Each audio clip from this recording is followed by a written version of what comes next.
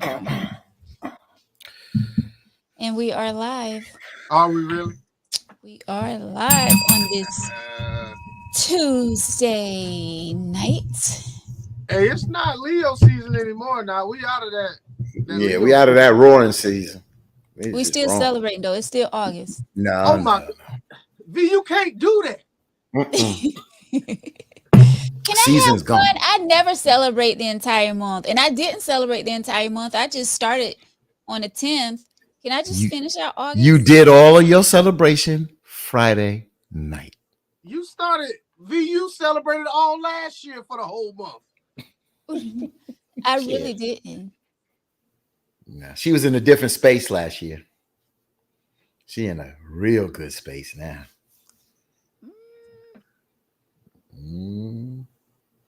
Do tell. We got time to. We do tell. We can. Me and Vickers. We can smoke a couple of these. What we call them? Not cigarillos. The black and mild. Black and mild. I don't know what you're talking about. I got some.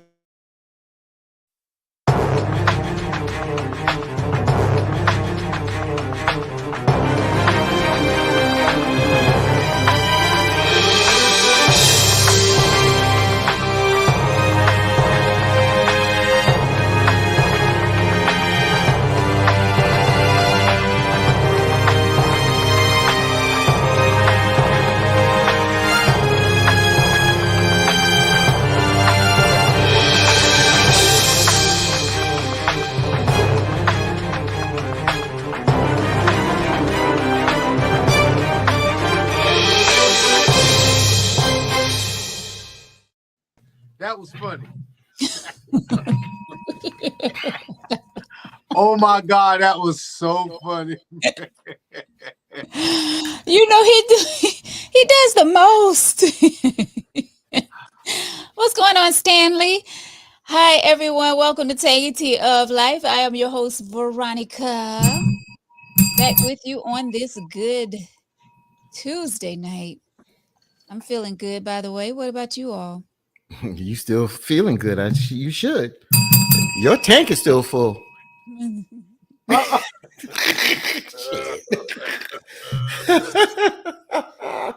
still on that natural high. Yes. Tangy Tea of Life, where we talk about any and everything. What's going on, Victor? Damn it, boy, White. I'm still trying to catch up from the weekend, man. I had a really long, expensive weekend. So. Yes, you did. Looking sharp. Yes, I see you got your Elvis Presley jacket back there. I appreciate it, but I spent the most money at my oldest girl party. She hit my pocket so hard that I don't think I can work every day for the rest of this year and I won't get it back. What? I'm tapped out for the rest of the year. So I'm done. I'm tapped out. So no more celebrating my birthday? No. Yeah, we can't do that no more. We can go out to eat. I mean, that, but I got no money for that. But okay. So I don't know what's going on with Facebook. I think they did an update or something, because now, like, when you post something, you can't go in and edit what you post. I can't edit neither, but I can edit I got two Facebook social medias on my phone. I go on the other social media and I can edit. So it's the update that is affecting a certain Facebook. So that is true. Yeah, I can't edit it. Tag is wrong. I had to tag you in the comments. I can't go back and tag for some reason. Then delete that one and redo it. You can't see it? Nope. Tag it. All right, let's try it again. And we got Fatim in the building. What's going on, Fatim? WBLS radio station. What's up? We here. What you got going on, man? Hey, man, I'm drinking a little Dublin. It's inside my Tangy Tea cup by Shay Shay. And everything is everything. Everything is everything. Everything's smooth and cool. Victor took care of his bet. He bought my beer. I enjoyed my Heineken and had such a great time. But we'll let Veronica, if she can remember anything about Friday night's party, to kick that off. What are you talking about? Of course, I can't remember. I'm gonna tell you. You not to walking in the door, Veronica. I'm talking about the whole night. Go ahead, Victor. What you said? I was gonna tell Fatim that we're gonna have to run that bet back. You know what I'm saying? The next time the Mets play the Yankees, They play it right now. Well, it's 0-0. You want to take it? I ain't got no choice. It's 0-0. So I got the Mets, you got the Yankees. All right, it's 0-0 right now. Oh yeah. Hopefully y'all can see that tag now. Yeah, I got it. Okay. Guys, thank y'all so much for watching. Hey Tanya, hey Patricia. What's going on? Hayward, Miss Sadie, Lisa, hey Thomas, hey Stacy. So glad you all are joining us tonight for some tea. We have some hot topics that we're going to be talking about tonight, and things are going to get real spicy and heated up in here. First of all, Tangy Tea of Life is being brought to you by Hip Hop Tips with Veronica every Wednesday night, 7 p.m. Big Gary Gym, and also Saturday mornings, 9 a.m. Big Gary Gym located in Darlington, $5 a class. Come join us. We have so much fun while working out. We get it in. All right. Dance cardio. We do more than just dance cardio, though. We would be with the weights and all that, but we have a good time. If you've never been to class, come on out, get fit, working you from your head to your toes, baby. Yes. Secondly, hey, Stephanie. Thank you all, Stephanie. Blessings from North Carolina. We appreciate you, Stephanie. Guys, if you missed our Hawaiian luau this past weekend, you missed a treat, because we had so much fun. So much fun. And we thank all of you that came out and showed us love. We had so much fun. John, where were you? Tanya, all y'all, like, we had so much fun, and I cannot thank y'all enough for making it a great success, a great event. We definitely going to have another event coming up. Hopefully in a few months. We're going to, we just want to mingle with our viewers and the community. We want to get out more and just, do things with the show. So be looking out for that. But we had a very good time. Once again, thank you all for coming out on Friday night and showing us love. Thanks again to New Writers Clubhouse for allowing us to have an event. Thank you for even letting me start my podcast there back in 2019. So I definitely had to take it back there first to show love to New Writers Clubhouse.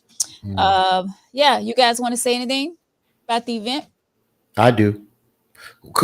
What's the gentleman name, if y'all know his name, that had the black shirt on, sitting in the corner? We shot pool. He's good shoot. That is my BFF husband, Smalls. Okay. Smalls. Mm-hmm. He was very. I thought he had something to do with ownership or something there, but he's part of the no name. He's part of New Writers Club. There you go. And the hospitality that the ladies behind the counter, the bar, and the wings, cooking the wings and the fries, everybody was really cool. And I'm gonna just say this again, and I don't mean to be mushy, but we sometimes go at it on this show, and that's what we do.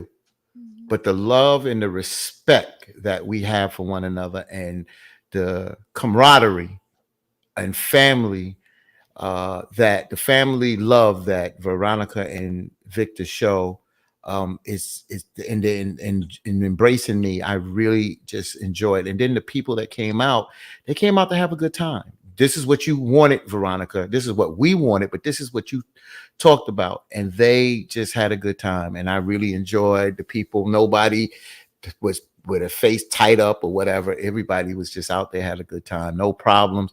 I'm glad a pool table was there, because that kept a couple of us guys active there, shooting a little pool and everything. But, I made my rounds dancing as many sisters that I could dance with, and I had a great time. So again, kudos to our family that support us, that came out. Thank you all. Kudos to you.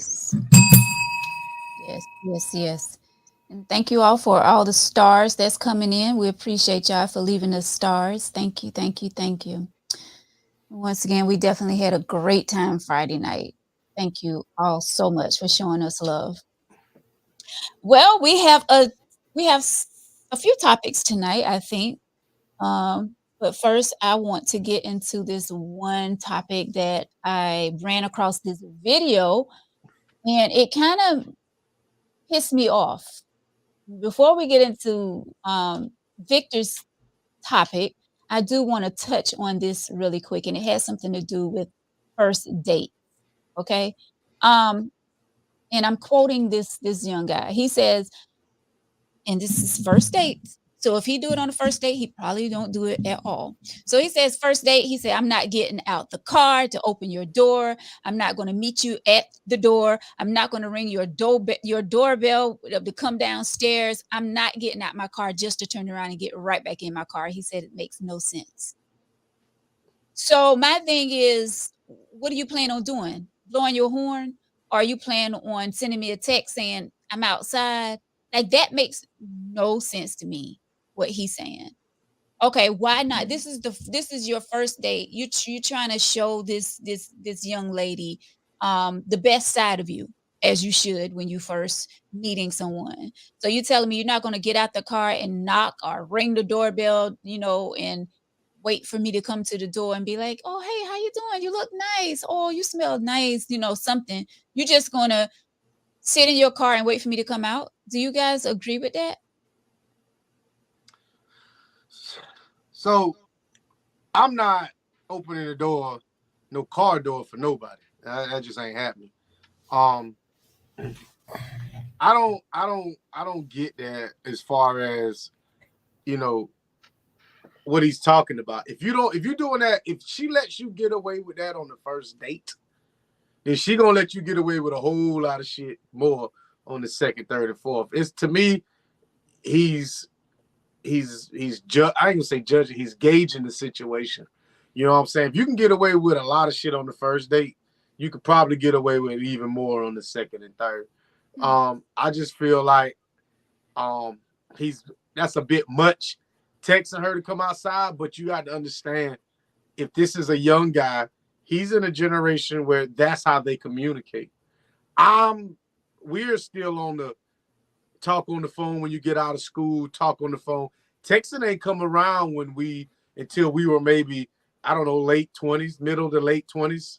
Some of us in their 30s when texting come out. And even when texting came out, I really wasn't texting like that. I just really started texting maybe, 3, 4, 5 years ago, like really as my primary mode of communication. But my kids, that's all they do. I very rarely talk on the phone to my children. They rather text. So if she don't see a problem with it, why should I? 15. A lot of things went through my head. So is it wrong? No. Etiquette is one thing. So it's interesting that this guy says, I'm not getting out my car. I'm not doing this. I'm not doing that, blah, blah, blah. I don't know who this individual is. And that's how he feels. And that's how he's going to move. Then that's how he moves. I wonder when he went to the prom, I wonder if he got out that car. I wonder if he held that door. I wonder if he opened that door. I wonder. See, we want to put a place etiquette where we choose to place it. The problem why I'm saying he's not wrong, because a lot of these traditions that we pass on, they're not about right and wrong. It's just about how it was passed down to us. And Victor hit something that is on the head. A lot of the younger generation do things a lot differently. But one thing that hasn't gone out the window with how they communicate is respect. Respect. And something that we're going to get into about value later. This is so ironic that this gets into that. Where do you value yourself and where do you value a person? But I'll save that part for that conversation. So is he wrong? That's how he chooses. The question is what she looks for in what the person in the first date, if that's how she perceives it and is cool with it, like Victor says, then hey, it works for her, and they go about their business. But if that's something that is important to her, and you're gonna hold people to a standard, then sister, you make your own judgment. Just like this brother made his judgment. He's like, we don't own one another. This is a first date, and that could be a continuous date going forward, or it could be the last date, and that's it. She make her decision. He's made his. Facts. I just feel like, okay, because this guy, he looked like he's like in his late 30s at least. So it's not like he's no 20-year-old or a teenager talking about he's not getting out of the car. I mean, you can at least show the lady, respect by, I don't care if you get out, you ring the doorbell, and then you go back to your car, which doesn't make sense, instead of just standing there and waiting for the young lady to open the door. But I'm just saying, for you to just sit in your car and just wait for her to come out. I just think, like, these days dating is real different.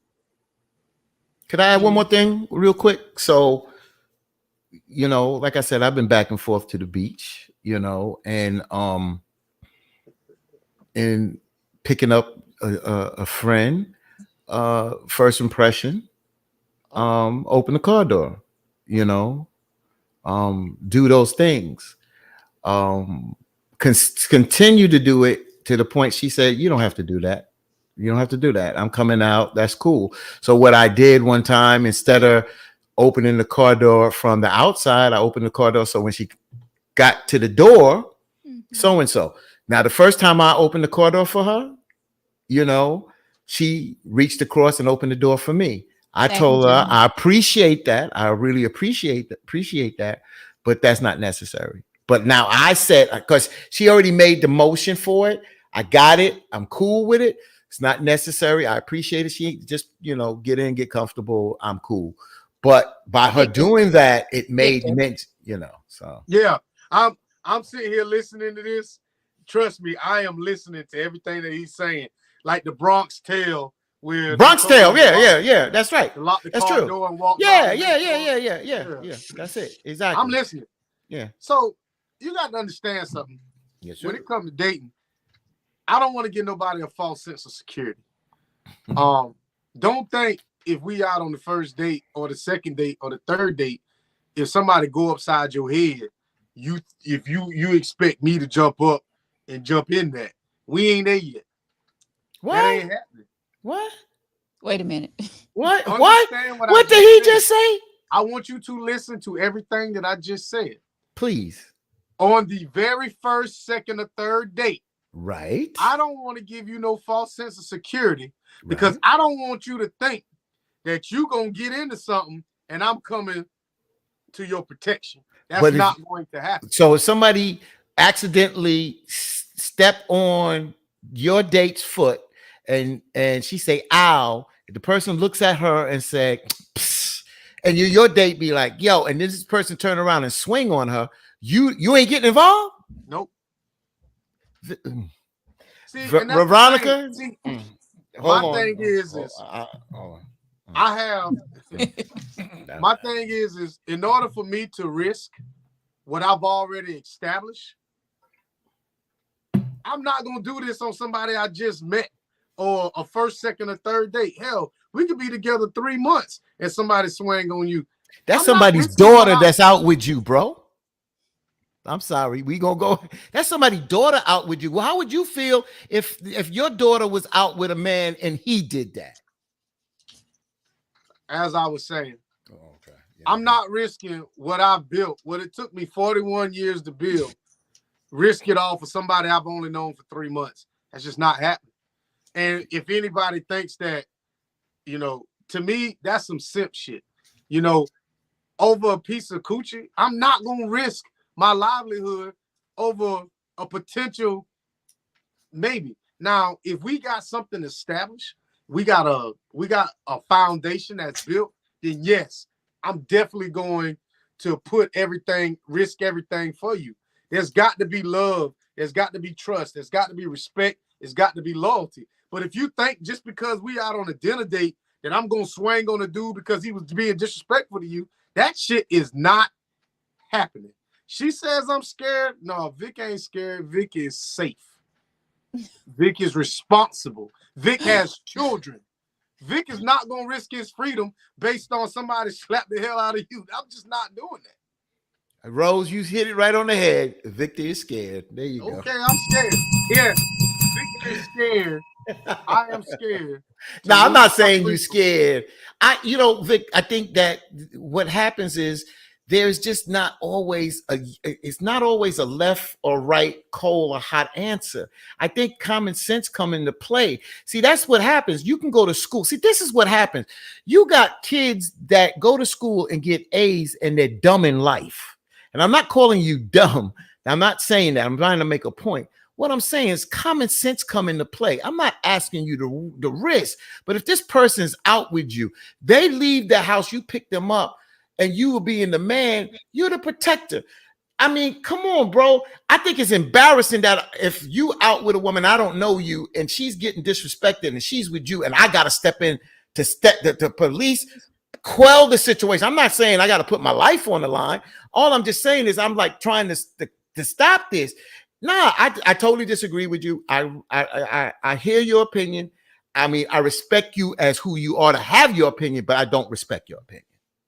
So this is the thing. There's a lot of graveyards full of first dates. You'll get yourself into something not knowing somebody and get caught up in their shit. Now you in the ground, they still walking around here alive, and your kids looking at you like you stupid. Bro, I'm not risking myself over a maybe. It's got to be a sure thing for me to risk everything that I built. Now, if you want to go out here and be every woman's protector, then I don't have an issue with that. I'm just telling you, I'm not. So if a woman wants to date and be out there, you got to be able to date. You got to have the qualifications to date. If you want to go to a steak restaurant and all this other shit, you can't have no beef there. Not with me. Because if you think that some girl come up on you or you been sleeping with my baby daddy, I'm gonna sit back and let it go down. I'm not getting into that. Because I don't have no dog in that fight. I mean, in a case like that, okay, I kind of feel you. But see, the thing is that some men are so overprotective that they look past protecting themselves. You risk it. You want to run out here and protect a woman, but you're not protecting yourself.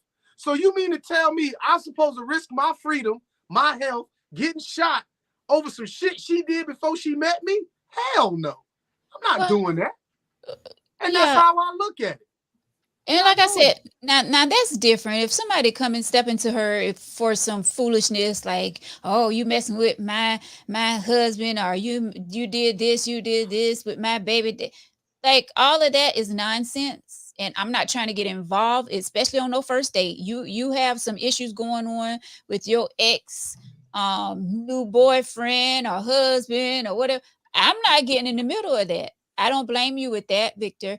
But what we were saying, if say Fatine say step on her foot or whatever. Who you want to fight? Somebody step on your shoe. Oh my God.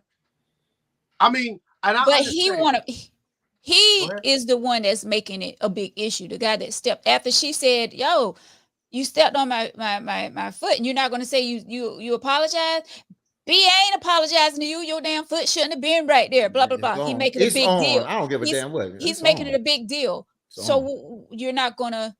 No. You got to understand. It's how you handle yourself. If somebody steps on your shoe, all right? If somebody step on your shoe, it's a damn shoe. All right? I get it. You might be a little pain right now. But I need to gauge on how you judge that how you handle that situation. I'm gonna gauge on how I treat you. I just gave it to you. Just step on my foot, huh? I just gave it to you. She said, "Dad, dude, you ain't gonna say you apologize. You just stepped on my foot." And he said, "B, your foot shouldn't have been right there." You know, they get into it. That's what I'm doing. Yeah. I want to go to Mr. Sammy. So Mr. Sammy, you said Victor got a point, so I want you to elaborate on this. So let's talk about this, Mr. Sammy. So as we stand on the square, my brother, we stand there and we protect and we look out for our brother. So what difference do it make for us to stand there and stand up and look out for a sister that we taken out to dinner or whatever that is with us?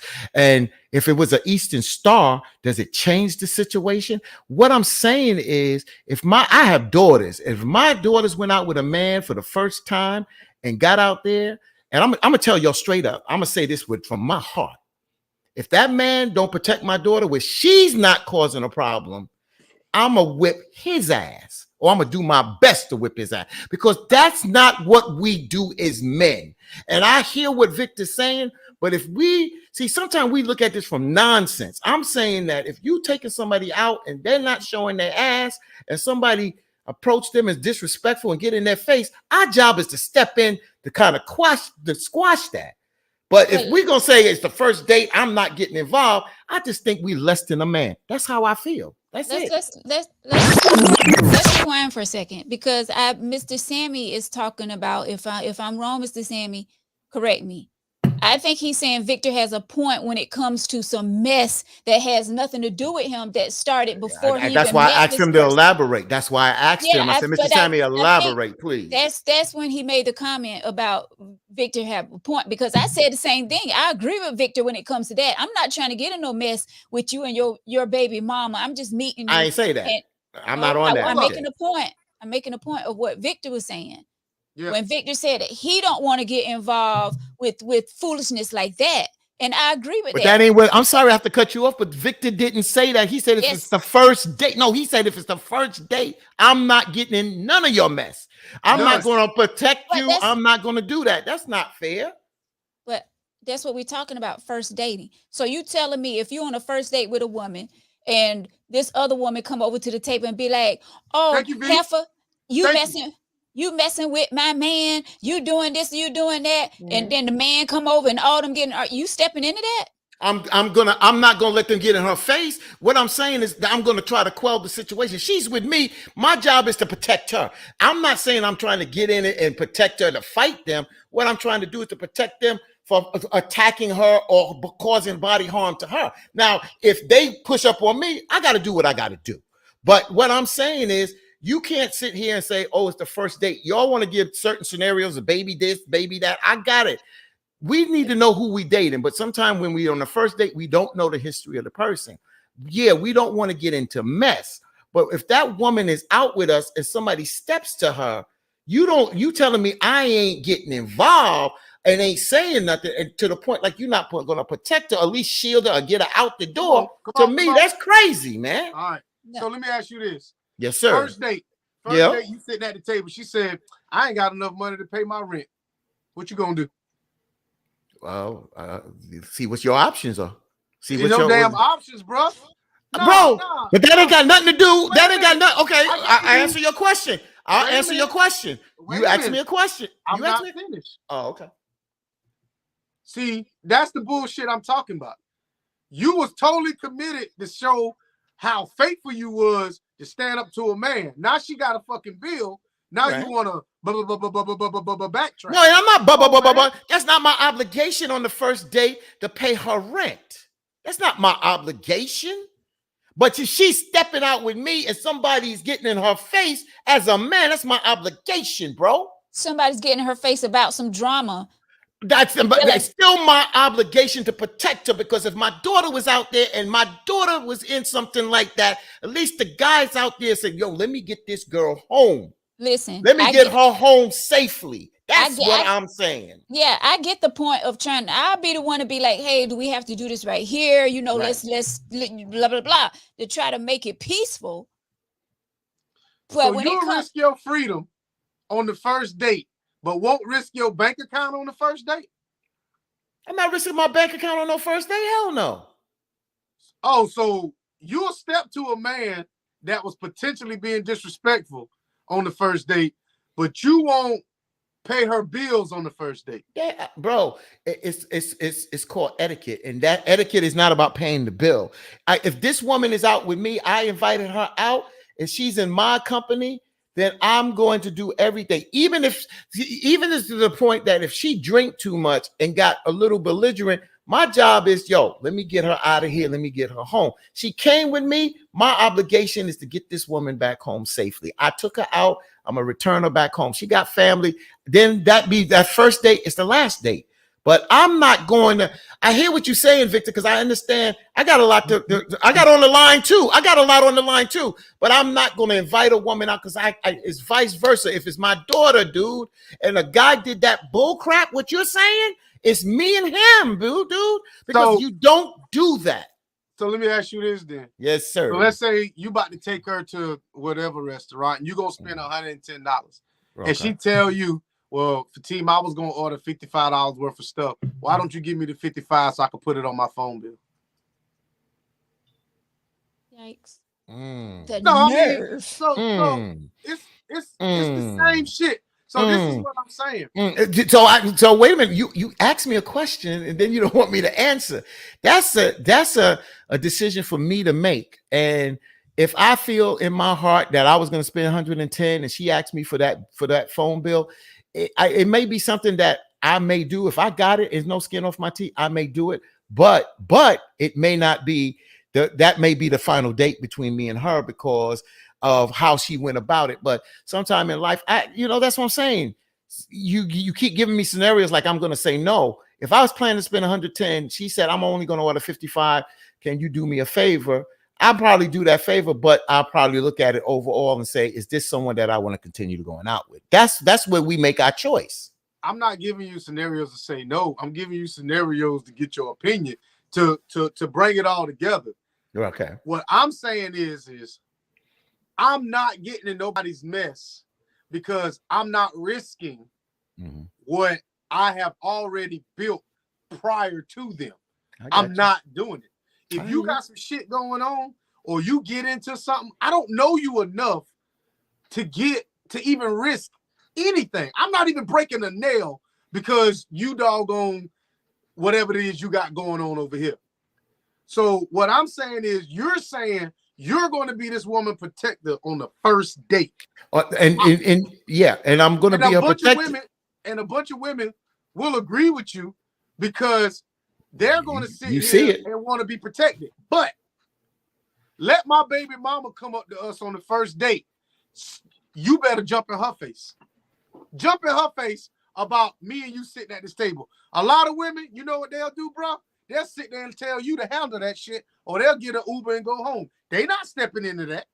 So what I'm saying is, why should you? Well, Victor, you gave a scenario. Veronica came out and said from the beginning, the guy said, I'm not going to open the door for no woman. I'm not doing this. I'm not doing that. Then you took it to the point on the first date, I'm not going to risk anything. I didn't go to about her mess. I went that, and I gave us example. That's why Veronica went back to Fatim's example. I said, if a man stepped on your date's foot, and she said, excuse me, so you stepped on my foot. And he looks back and, fuck you, or whatever. You're not going to say something. I gave that example. I didn't say that this was a baby mama drama stuff. You took it there. I said, if it's the first date and she's not in the wrong, you're not going to step up and do something and it's not her fault. That's where I went. You took it to the baby mama and her mess. Sometimes we always want to put it on the woman, their mess, and then we risking it. But maybe it's not her mess. You said first date, dude. It was not dealing with her mess. It was the first date. And every time it's the first date, it's not always her mess. So let me break it down then. Okay. It could be first date. The first time I even hang out with a dude, if you get into some shit, you getting beat up by yourself. I'm not jumping into that shit. What I'm saying is, in order for me to risk what I have to have a bond with someone. I'm not doing it. What I'm saying is that people have that false sense of security. Just because you see me out with somebody, don't think that we together like that now. Now, with y'all, it's different. It's different. Y'all don't fall in that category. Like, bro, if you was to get into it and I'm around, me and you back to back, and we gonna handle it is what we got to handle. But everybody don't have that bond that we have. All I'm saying is that sometimes when we meet someone, we go into this protection mode, And to me, they don't deserve that because they ain't earned it yet. And I hear you. I hear you. Well, y'all get into it. I ain't doing. I'm stepping back. I just love it. I love it. I love it. I just been on the other side. I've been threatened to be shot in Brooklyn, and I'm out. my cousins had to go get people, and people came to me and put their life on the line for me that didn't know me, and they had to talk with my parents after, and they only reason why they said they came to me because they knew they didn't know me personally, but they knew the type of person I was. And they said that it's interesting what Victor's saying, because they said if I got out there and did some mess, they're not going to get involved. But if I continue to walk that straight and narrow, they got my back. And that's when I realized what respect means versus somebody fear you. Somebody fear you, put a bullet in the back of your head. Somebody respect you and say, get on out of there. So I understand what Victor's saying, but I've known people that not only during my time, but with a family situation, my cousin's on here, and we've had family situations in New York where other people came in and helped. And didn't they knew of us, but they didn't. They put their life on the line. So I just look at it's a first date. I'm going to do everything to try to quell the situation, even if it's a mess that person has been involved in. When they with me, I'm gonna do everything to protect them and get them out of there and get them home or get them wherever. That's the best thing I could do. Now, if they want to act a fool and I can't get them out there, then you on your own now. So now you on your own. Now you're on your own. Now, if I can't get you out, if I can't get you out and you acting the fool, no, if this, then I got to go. So Veronica, you on the first date and a woman step on your man's shoes or your date's shoes. And he say, excuse me, ma'am, you step on my shoes. And she say, fuck you. You step into her? I'm going to answer this for every woman that's looking at this show. Y'all will not do it. You got some women will. Some women will. I'm going to say this. It depends on how long we've been talking. Because if we've been talking on the phone a few months, getting to know one another, and I really enjoy. All I got on is underwear. Huh? I would give you a bell, Victor. Wait, that's your bell. That's my bell. That's your damn bell. Since I missed it. What did Victor say? He said he would stand up. He would stand up for you when you just said that, but he ain't got nothing on but underwear. I ain't got nothing on right now, so let me put some shorts on. But go ahead. It depends. Like if it's somebody that I'm really digging, like we've been talking on the phone for a long, he's really putting on pants. He's really putting on shorts. Go ahead. And this is somebody that I'm feeling. Tidy whiteys on.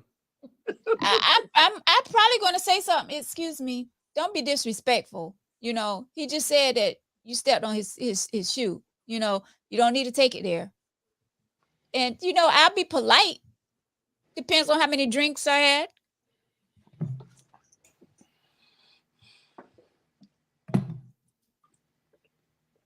No, I don't drink, but it depends on the situation. Whoa! Wait! Let me get the Bible. You don't what? Depends on the situation. I'm just saying. But yeah, I mean, you ain't got to be disrespectful.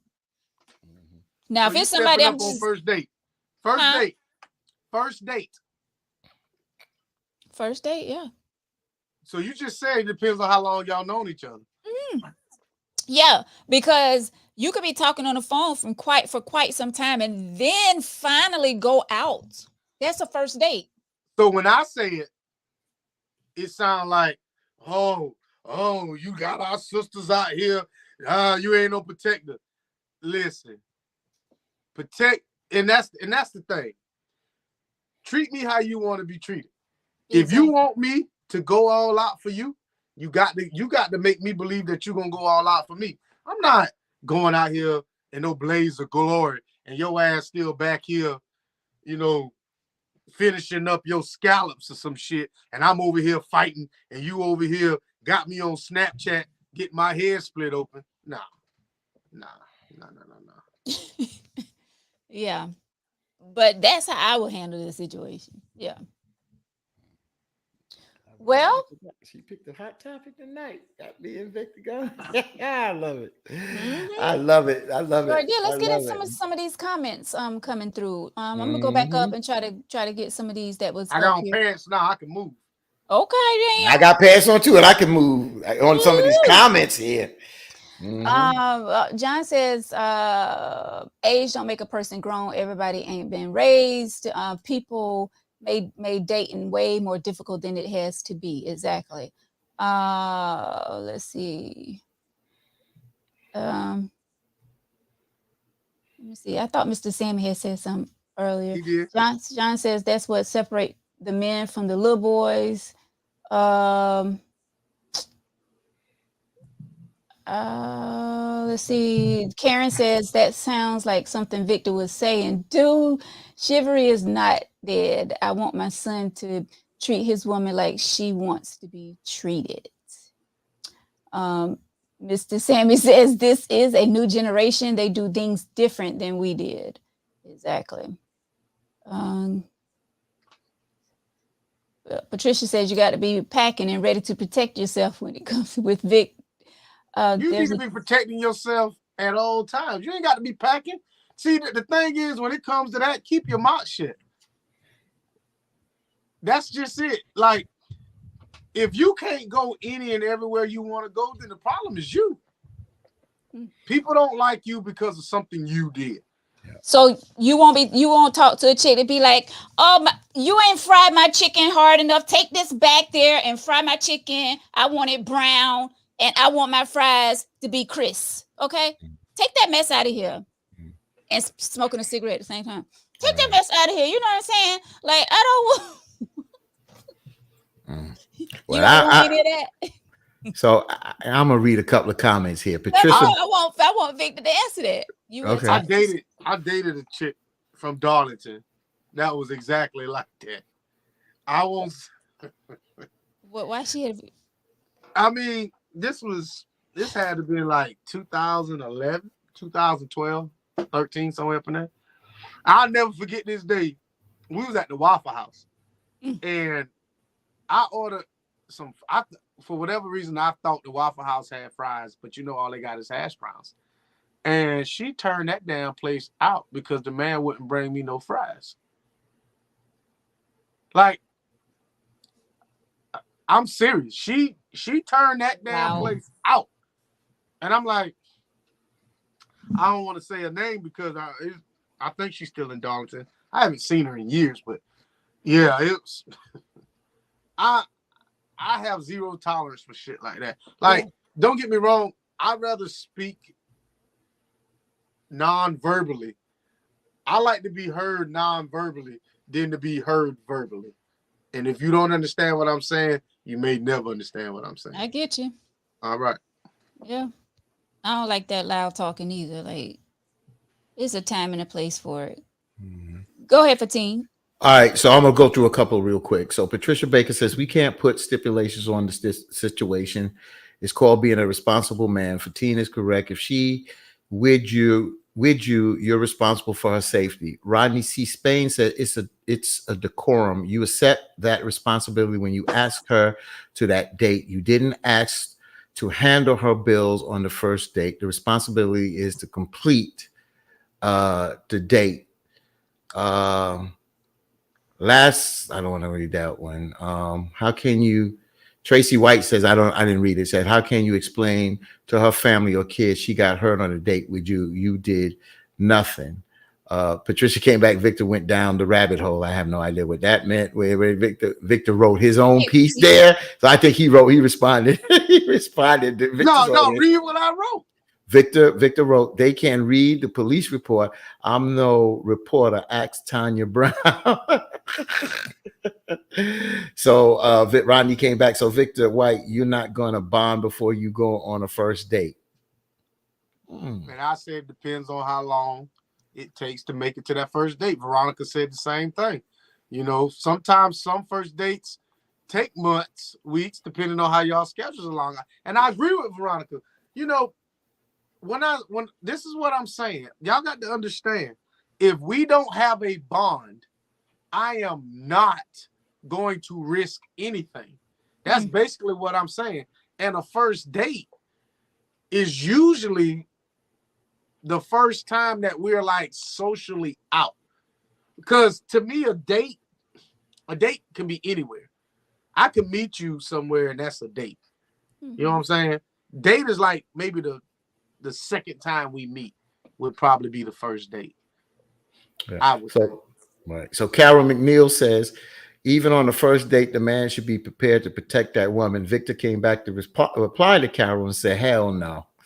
So that's. But see, and that's the thing. Women are given the playbook on what a man should do.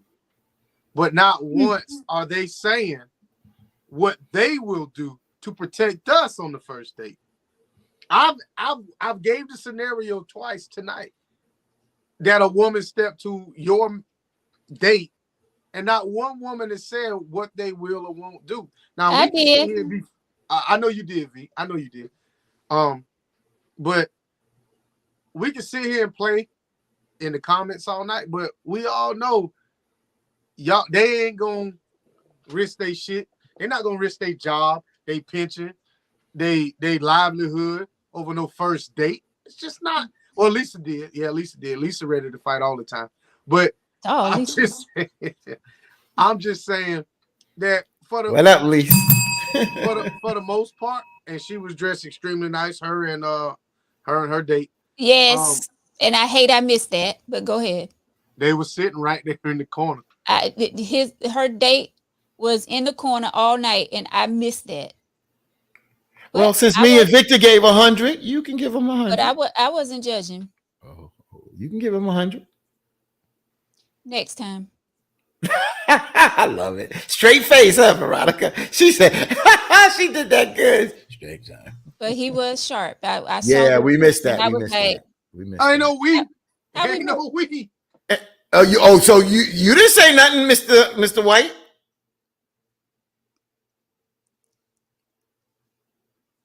Oh, he quiet now. You didn't. He wasn't in the conversation. Laura says, "I wish I had a man to be with. I hate to say it, but I've had nothing but jerks as boyfriends." Now, whose fault is that? Laura. Whose fault is that? Well, see, and that's the thing. We don't want to take no accountability. If you choose bad, it's on you. But sometimes you can't help it. Yes, you can. If all, see, she said, and all that I had was nothing but jerks. I've had nothing but jerks as boyfriends. But she came back and said, gentlemen out there, I can give it a shot. So you got to give it a shot. You give it a shot and you got, I keep saying, how you meet people is interesting. A lot of people think, I'm going to just tell y'all straight up. The club ain't the best place to meet a person. Not that you can't meet a good person, because I know somebody on here has met somebody in a club and they probably in a great relationship. That's beautiful. But I'm just saying that, going out to meet someone, y'all can meet people at the grocery store. Y'all can meet people, y'all got to spread your horizons. Y'all just back and forth and just to the fast food joint and to the, I go to the laundromat and meet people. I mean, I go places where you least expect it. It is a convenience store, getting gas. You can say, hey, how you doing? Hello, how you doing? You never know where you're going to meet a nice person, but the club ain't always where you go. Because a lot of times the sisters, some may be going out to meet someone, but a lot of them are going to get away from their kids, their whatever, and have a good time. And they're not, they go with the flow if they meet somebody that throws some good game. But at the end of the day, I'm just saying the club ain't the only place to meet somebody. And I don't think it's always the best place to meet somebody. Let me explain something to you. This is the most true statement that I've ever seen. She's coming behind somebody. You attract what you are. Not all predators seek prey. And I get that. So let me say this. To not really combat what you're saying, to kind of go along. I actually am combating what you're saying. All right. If you switch up, understand that if you try to meet someone in an area that you're not familiar with, then you're out of place. You start going to the library to meet someone, you're going to have something to talk about. But you got to also understand that predators. They prey on easy prey, bro. I agree with that. I agree but with the that. thing is if a man really want to sleep with a bunch of women, he'll become a little league coach. That's the easiest shit if you really want to do something like that. A lot of single women be bringing their kids to. All you got to do is take time and show that. I mean, the Boy Scouts, any kind of youth program, them the biggest hoes right there. Do something in the community for the kids 1 or 2 times. I'm telling you, it's easy. Cheryl said Lowe's. Go to Lowe's. Well, hey, Cheryl, I go to Lowe's. I don't see too many single women in Lowe's. I just don't. I'm gonna leave it at that. I ain't looking for them there, but when I met some good workers there. When she's single in Lowe's. First of all, if you see a woman in Lowe's by herself, she probably single anyway. Scoot. God damn. Sorry. I'm sorry. I was saying something about something else. What did I say? If you see a woman, I said probably. If you go, I mean, it is what it is, though. If you see a woman in Lowe's, her husband or boyfriend sent her in there to get something. What she said? What he sent her in there to get? Go get some light bulbs for this lamp. A woman ain't going to Lowe's; she going to Walmart. See, that's what I'm saying. Cheryl, you know why you get hit on when you go to Lowe's, girl? You know what you look like, girl. But see, the thing is a man ain't gonna send a woman to get him anything from Lowe's. That's just not gonna happen.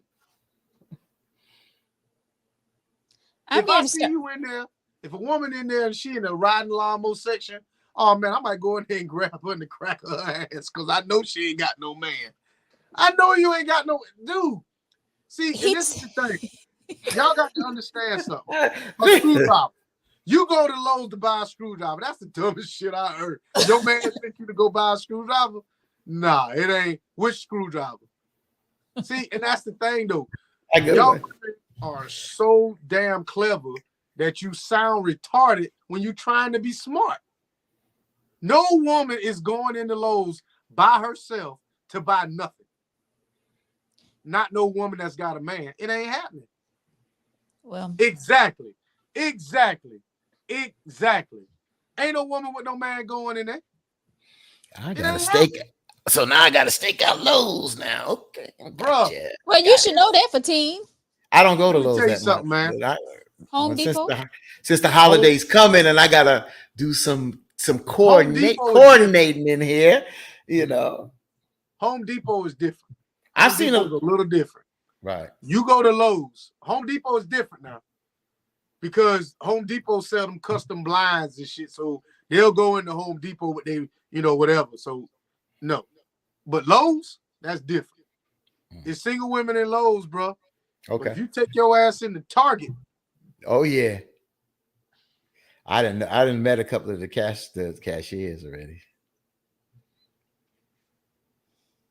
I'm telling you, women. I know I didn't smoke about 2 cigarettes. I just said I met a couple of cashiers. That don't mean anything. Just nice Lowe's, people. If a woman in Lowe's by herself, she by herself, bro. Mm-hmm. Well, I'm going to start some DIY projects, so I'm going to be in Lowe's a lot. DIY project. See, first of all, if you go into Lowe's, you looking for something you ain't got no business looking for. Take your butt to Home Depot. Or Home Depot, either one. Yeah. Or Target or Target. I don't go in Target like that, but I was in there today, though. But yeah. Ms. Rosa said Lowe's. Where her man at? Exactly. I go to Lowe's. Where your man at? Well, I ain't got one. That's what we say. That's it. Whew. Well, it's been an interesting topic. Yeah, you brought a good one, Victor V. You brought a good one, Veronica. That was a good one. Yeah. Got me and Victor going at it a little bit. I love it. Look at John. Vic, I ain't lying. If I'm the coach, if you want little Jimmy to start, you better see me. You better Let me tell you see. something. I coached Little League Baseball Oh, for 5 God. years. 5 I years. coached Little League Baseball for 5 years. I was the small fry commissioner for 2 years. Small fry commissioner. Wonder how you got that position. You walked into that one. You walked into that one, brother. Show the small fry, Veronica. I coached small T-ball. fry. I coached. That's the small fry. That's the small fry division.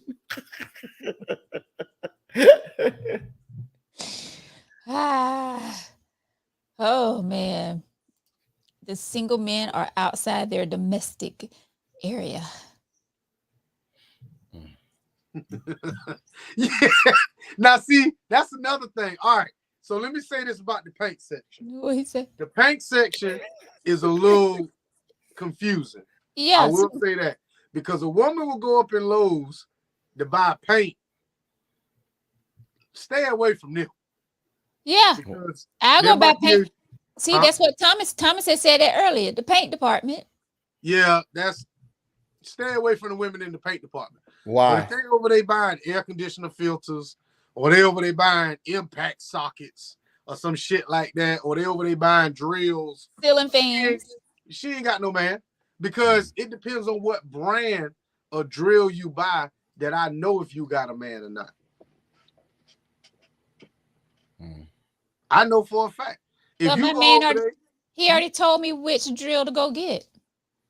a man ain't gonna send. First of all, I ain't gonna send you in there to buy me no drill because there's so many different drills that you gonna mess up and buy. Ain't no point of me going in there. Ain't no man gonna do that. Yeah, I'm not doing it. I'm going to get my own shit. He sent me a photo, and I'm like, "Sir, I need this drill right here." So it's different if you over there with the salesman, but if you over there by yourself, I know you ain't got no man. You just over there trying to be funny, and I'm gonna grab you in the crack of your tail.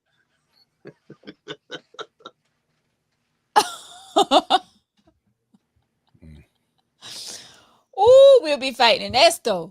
No, you won't. Shoot. Keep your hands to yourself, sir. All right, so that was good. First dates. And we'll talk more about that. But Victor, I know you had something on your mind that you wanted to talk about tonight. I want to. So let's go ahead and you see what I mean?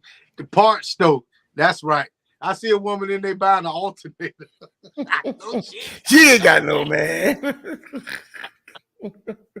She ain't got no man. Right, Patricia. So see, this is it. When you buy, let me tell you how smart y'all women are. When you buy a drill, what kind of drill you gonna buy me? The one that goes. Let's see.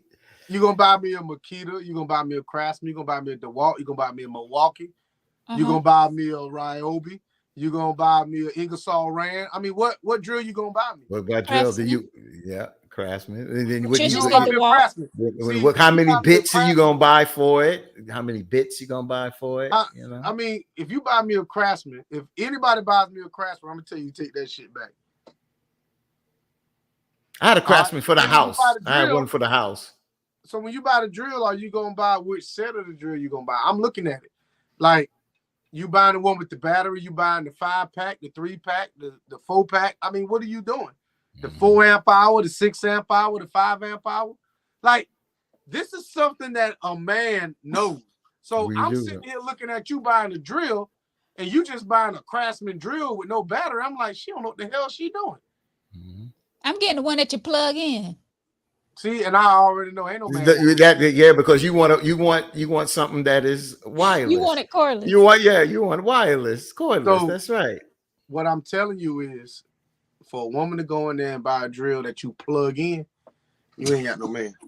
That's all I'm saying.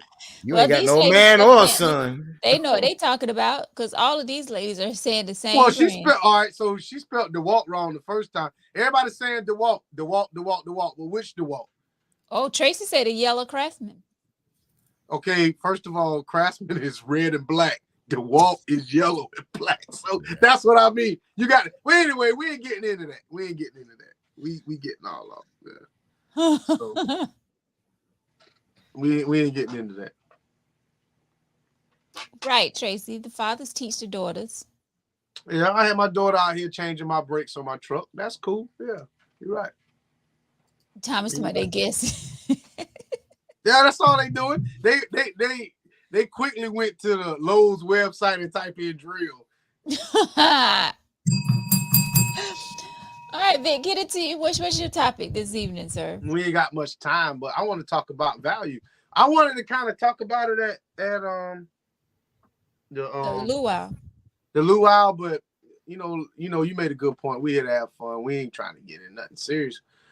But when we talk about value in a relationship, a lot of us value ourselves more than our partner sees the value, what we bring to the table. That's basically what I'm saying. So what you bring to the table and what your partner sees. So if I think that I'm worth this and my partner doesn't see my value, who's wrong in that situation?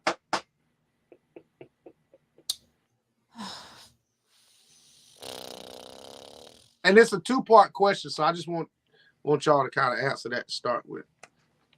Okay, Veronica. Who's at fault? So if I'm saying I'm worth this, and my partner's like, nah, you really not worth all that. Excuse me, then who's wrong? Me or that other person?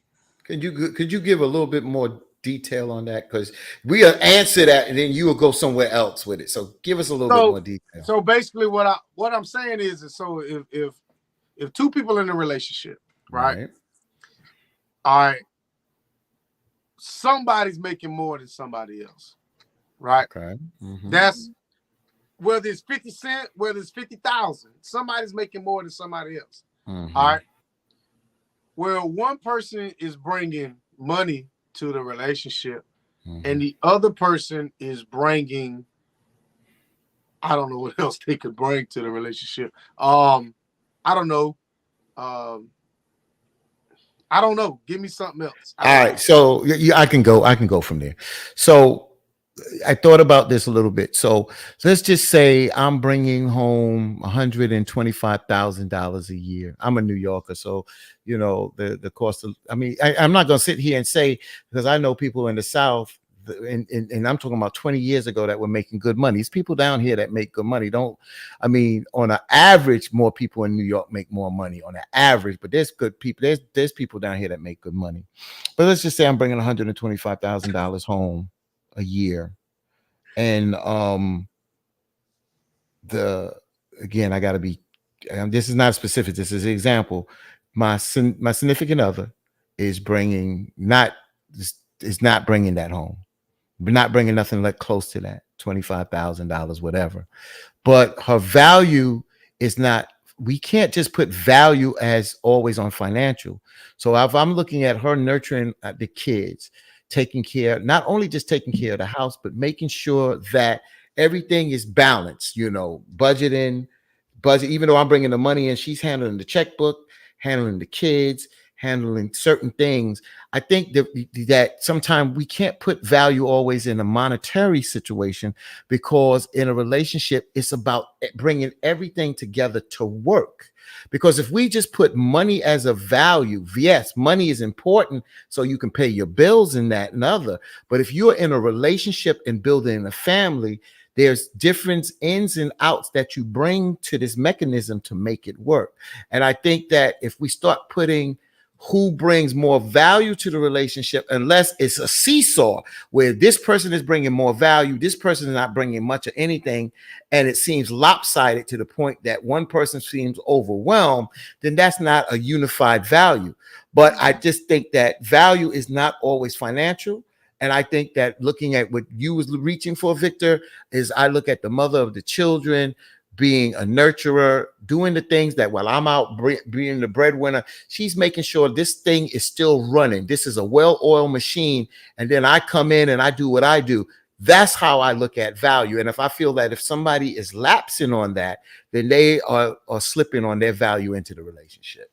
All right. So none of us ain't having kids. So you took that way different than what we were talking about. Ain't none of us having no more children. I'm just talking about in general. You talking about now? Well, we talking about. I mean, even in general, we're talking about a relationship. Kids are not involved.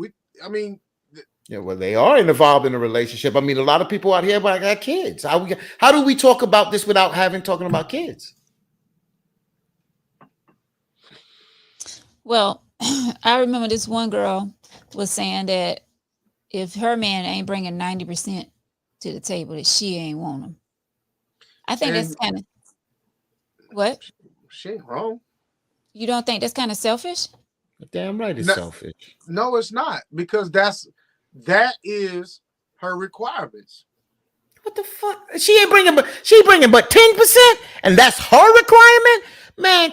Don't have me tell you, folks. Excuse my manners tonight. Kiss my ass. You let some woman tell me to bring 90% to the table. Why are you getting mad over somebody you don't even want? Why are you getting mad for? Because I can think that's so. Because Veronica said, "Isn't that selfish?" And I think it's selfish. Okay, you getting mad over somebody that you don't even want. Do you want somebody like that? Hell no. So then why you getting mad? Because I'm making the point. Why would somebody? She gave the example. The same thing with the previous conversation. That shit don't concern you. Why you getting mad? That has nothing to do with So what's the purpose of the question then? No. That's not my question. That is what Veronica's friend, someone told Veronica. She ain't wrong. If that's what she wants. I'm sorry for cutting you off. No, you're fine. She's not wrong. Yeah, she's not wrong because that's what she wants. Exactly. That's what she wants. But I don't think an average woman is going to be asking her man to bring 90% to the table and she only brings 10%. You're right, because most of y'all want 95%. And I ain't lying on that. Laura says she'll do 100%. No, she won't. Because if you scroll back up to the comment, Laura was just complaining about she was just meeting all these what so-and-so men. So you putting it out there, what you gonna do, ma'am? You can't do that. You can't do that. Tim said 90%. She may as well make it 100. I'm out. But see, this is the thing with the 90%. You want me to bring 90%, but 90% of what? Because it's got to be relative. If you're bringing 90%, if I'm bringing 90% of the cash to the table, and you only bringing 10% of the cash to the table, that may be cool. But that's what she was talking about, because she was saying the bills. As far as the bills, he needs to be bringing 90%. And you know what? Certain people can deal with that. Certain people can't. And I'm cool with that. But when we start going over here, 15. What are you bringing? So if I'm bringing 90% or 100% of the bills, that means I touch nothing. Like I've always told y'all before. If I'm paying everything, you're voting on what we do or how we do it. You don't have a say-so anymore. Understand that there's consequences that come with that. And I think that women want a man to take care of them, but they want to have 50% or 51% of the vote. It don't work that way. That's when y'all start thinking that your shit don't stink, but you ain't giving shit to the relationship. You got to understand that. And that's it. That's it right there. If he's bringing 90% and you're bringing 10%, you're about to be controlled. And that is a damn fact. That's a damn fact. Because you'd be stupid to think that if a man is paying all the bills, that you're gonna sit here and gotta say so. That's just not gonna happen. You got to sit in the corner and take whatever it is that he gives you. Because you signed up for that. Because you don't have no say so. Well, Fatine look hot. I mean, he can look hot, but it's the truth. No, I mean, on that one, I mean, Victor's on a stream on it, but he's kind of right that if I'm carrying this relationship, then if I'm carrying this relationship, then I got more say so in this relationship. That's all to it. That's it. That's it. He's right. Yeah, I But mean, see, I ain't trying to be disagree with Victor because I'm trying to. He's right on that. So what women want is they want a protector and a provider. But you understand when we go into protection and providing mode, understand that also goes into a controlling mode as well. Yeah. So if I'm protecting and providing for you, also you think you're just gonna go out here and I'm just gonna go out here and I'm gonna go out with my girlfriends. Hobo, what you mean you going out with your girlfriends? The water bill due. If you got money to go out with your girlfriends, you can pay this water bill or this gas bill here. Oh, no. You gonna handle all that. Okay, then that's cool. Sit your ass down. It's that simple. Carol says, I have a doctor coworker who has a husband who is the stay-at-home, who cares for the home, meals, kids, and education of the kids. They're happiest than ever. So this female doctor is bringing in 100%. Let me understand something.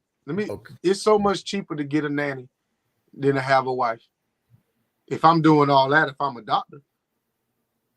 And see, y'all don't want to hear that part. Yeah, but if she's bringing in majority of this 100%, that's where I go back. That's why I gave that example, because she just said what I said, that if he stays home, it converts. See, we take this man and woman, and the man job is to do this, and the woman job is to do this. But when it switches and the woman is doing what the man has been doing for the finance, bringing that in, it's not cool.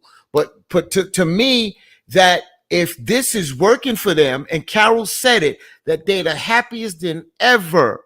So if that's the case, Carol, if that's the case and it's working, even though she's bringing in more of the money, he's still giving her the other thing, dealing with the kids, the education, the home, the meals.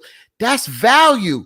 That's bringing value to the relationship. Sometimes somebody brings more finance to it, but there's other value that you bring to a relationship. I hate to say this, and I don't mean to go at Victor on this, but some of us men are so effed up in our ways that we look at it as just bringing money to the table. And when we bring just the bulk of the money, sometimes we don't look at the value of what women bring, even if they're not bringing that kind of money to the table, but they bring other values. And then we want to shit on them where we think, because I'm the breadwinner and I'm doing this, they got to follow us. That's that old thinking, man. And with that old thinking, that's why a lot of women is not dealing with that old thinking. That male chauvinist bullshit. I hate to say it, but some of us are on that male chauvinist bullshit. And that's the problem.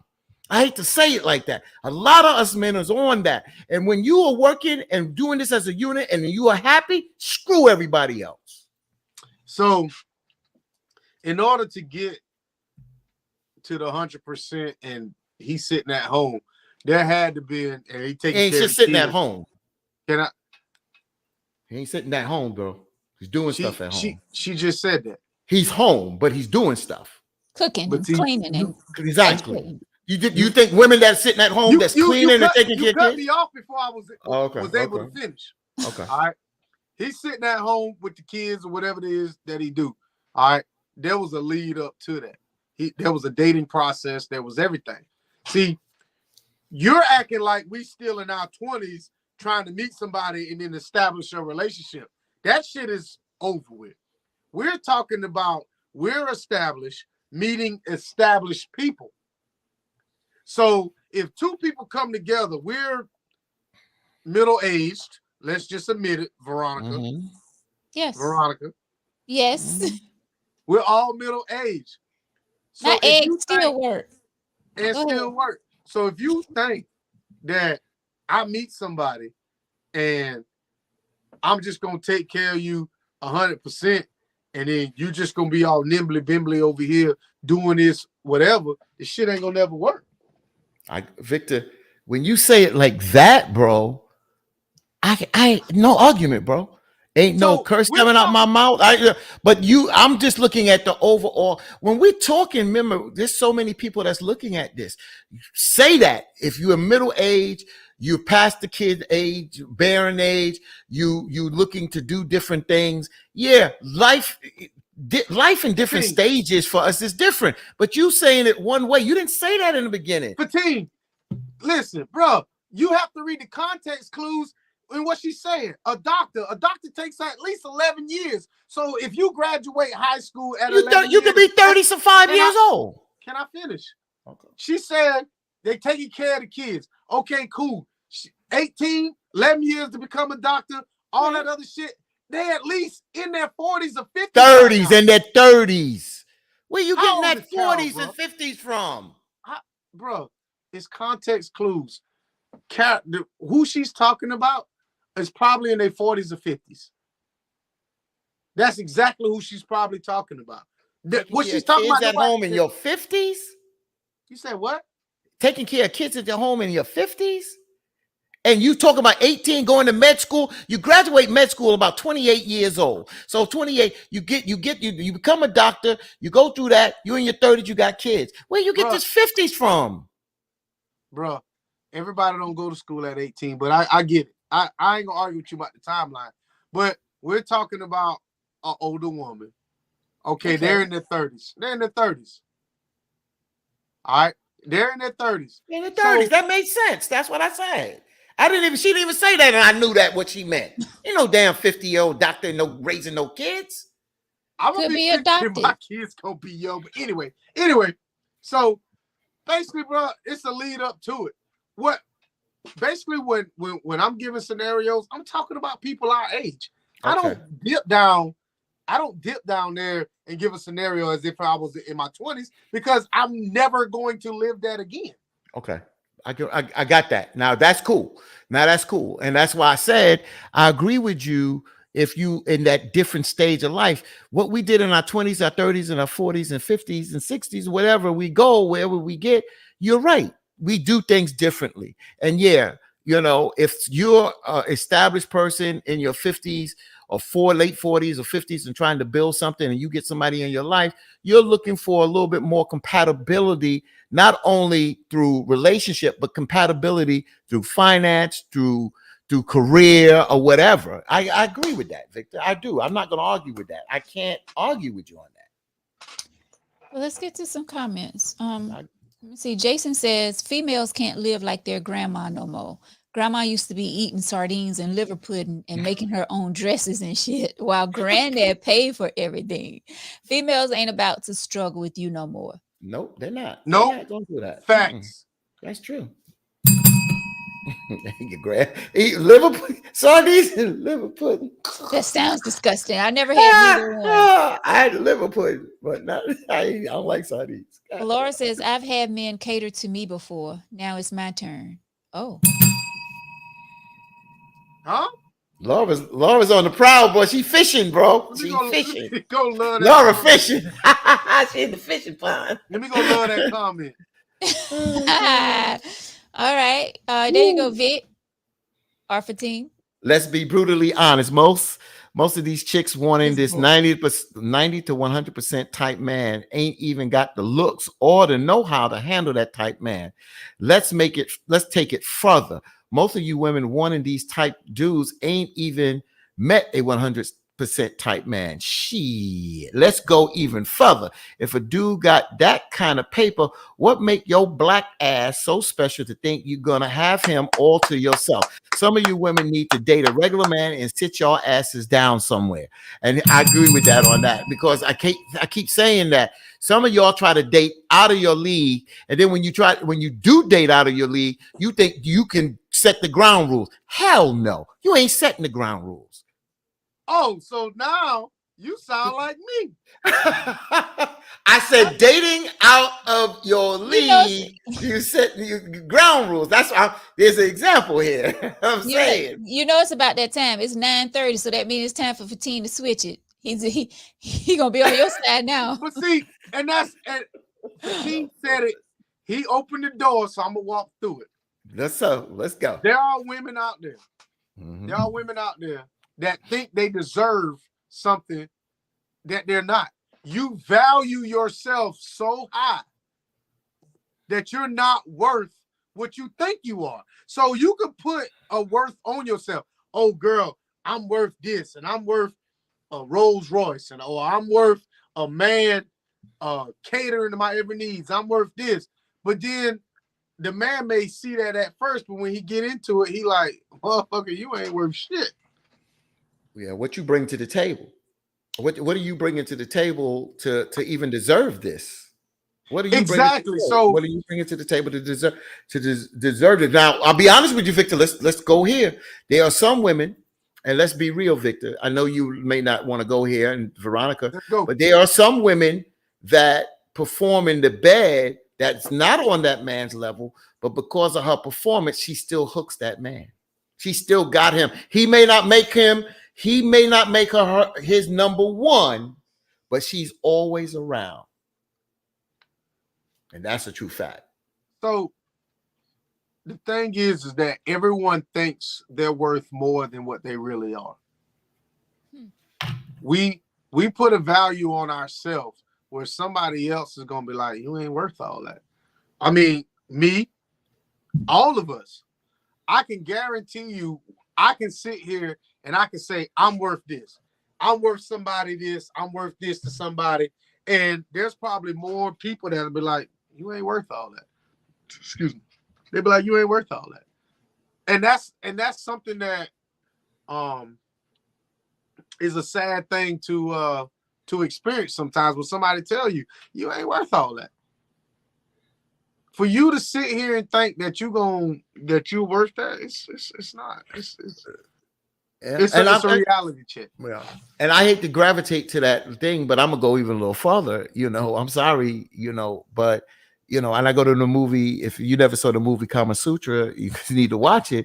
It's that yeah, Kama Sutra is it talks about a wife. It goes into the thing about a wife and a concubine, and how the concubine had the king wrapped around his fingers, and the wife did the wifely duties, but she was programmed. She was like robotic, and that's what I'm saying. That sometimes a woman may not. I'm just talking from this perspective. A woman may not bring that financial value, may not take care of that house, but she brings another physical value, because a lot of us men are blinded by sex because we gravitate to that.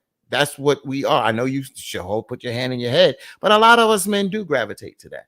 So there is a value that some women realize. I don't bring this, that, and other, but I bring the power of this box. And this box really brings a lot to the table for me. It ain't gonna keep nobody. I hate to say it. May not. I'm not saying that. It may not keep somebody as you being the wife, but it may still keep you. It may keep you kept. It may keep you as a kept woman. And see, some women will trade to be kept. Some women don't want to be the wife. Some women want to be the kept woman because they still get what they want. See, that's the difference. A kept woman get what she wants. So Fatim, let me ask you this. Okay. Honestly, I want an honest answer. Can you be honest? Yes, sir. You making this personal or this? No. Can you be honest? Oh, yes. All right. Coming to America, which woman would you take? Lisa or the one that would have done any and everything he wanted?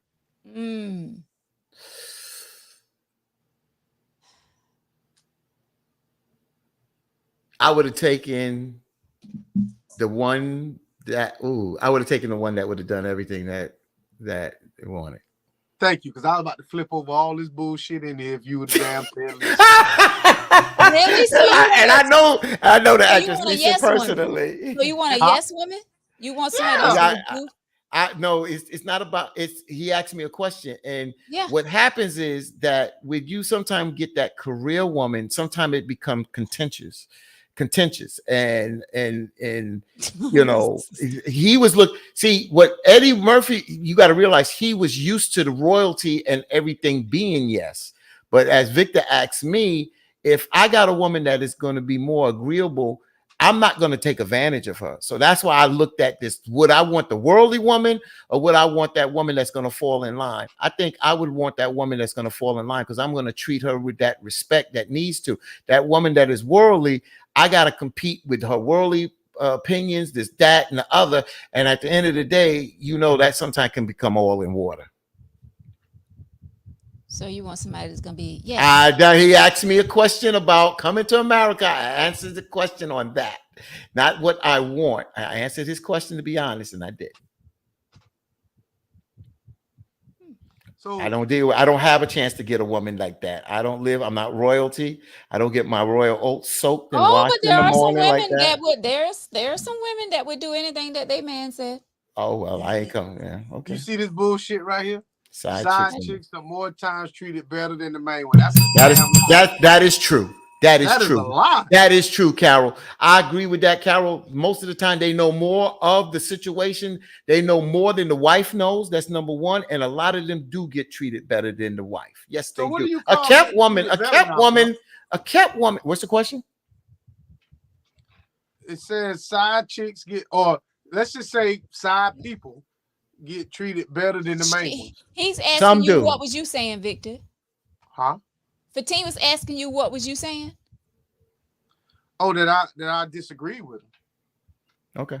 But yeah, I just think that, and I said this earlier, so I just said it about 2 minutes ago, that some kept women are in a better position than the wife. Yes. Some kept women are put up in an apartment, put up in a house, and they get what they want and need. They don't have to clean. They clean the house wherever that. But the kept woman sometimes lives a better life. They drive the car. The man foots the bills, takes care of that, and he takes care of home. But the kept woman sometimes is kept better than the wife, because she don't have to go through the bullshit. She don't have to go through the bullshit to argue and this, that, and other. She just got to put up and put out. That's it. So, the wife got to deal with the ups and downs and this and that. So you're looking at it from that aspect. Okay. But I'm looking at it from, I gave you the one that I trust with the kids. You the one that's got the insurance policy. You the one that's got the keys and the passcodes to everything. I'm just fucking her. Mm-hmm. There's a big difference. Mm-hmm. So, whereas if you think that you just made Veronica, but the thing is that y'all confuse sex and love. We just having sex over here. Over here, I love you. Like you done met my moms. That's important to me. The kids, my pops, my brothers, sisters. Mm-hmm. You know every ins and outs. I lay next. You done seen me cry.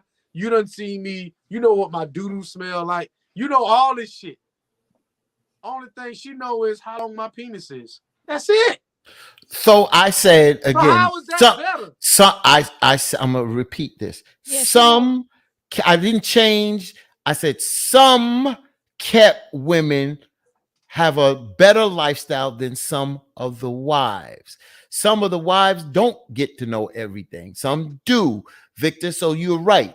You give that scenario, but some kept women are only concerned about X, Y, and Z, bro. He might have a life insurance policy. I don't know about this. I'm not sitting here trying to compete to say all kept women are in a better position than the wife, because they're not. I said some kept women are. That's all. Some.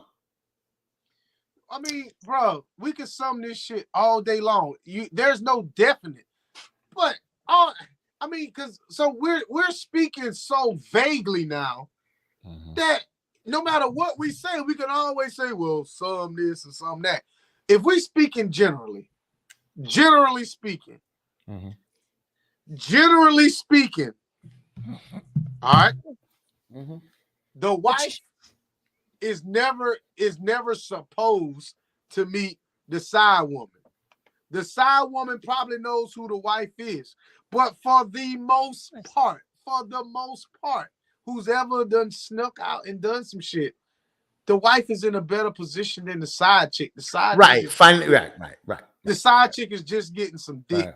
where the wife is getting everything. I got else. it. I got it, Victor. I mean, I understand that, Todd. I mean, I understand that part. I mean, the security is there, set up. It's set. The system in America is set up to protect the wife and the husband from that perspective. So it's set up there. There's no side person. It's set up there unless you put it in writing or whatever. You put a will out there and you say, I want this side chick to get this. And when you know, that have to hold up. But there's some side chicks that do get better benefits than some wives, and some men that are not going to divorce the wife, and the wife is not going to divorce him. They are comfortable in this circumstance, but it's not an ideal situation. And the side chick may have a better relationship with the husband or with the side. And I get that, but you're bringing in a small percentage of right. people. Right. That's why I'm not. I got it. But you're right. The system protects, and who's in a better position is the wife is in a better security position. That's about it. Because that wife could be catching hell at home where the side chick ain't catching hell at home. You understand what I'm saying? So, but you understand now, in order for me to argue with you, I got to care about you. I'm not arguing with nobody. I just had all we doing is having sex. But a lot of people argument. But some people, you don't. I'm not telling you how. I don't even care how your day was. I just need for you to go upstairs and do what you do and go about your damn business. See, that's what you. But see. Then what's the purpose of even having her as a side? If that's going to be, I hate to use the word. Wait, I'm gonna repeat this.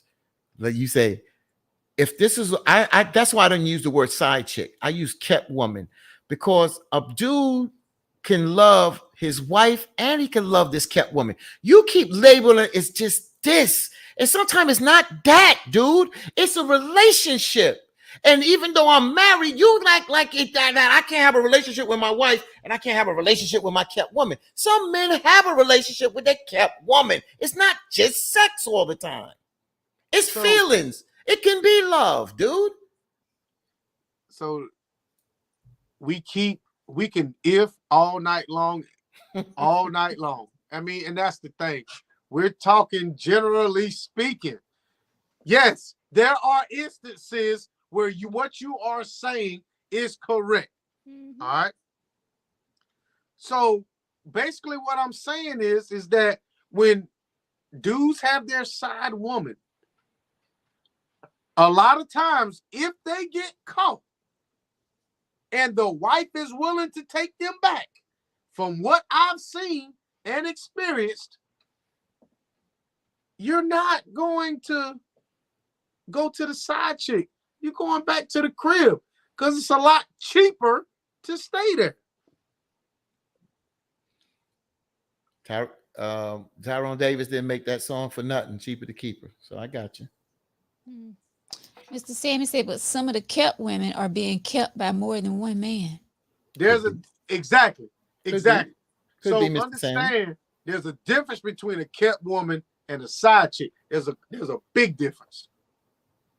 A kept, like what Mr. Sammy's talking about, them kept women, them your 8s, your 7s, 8s, and 9s.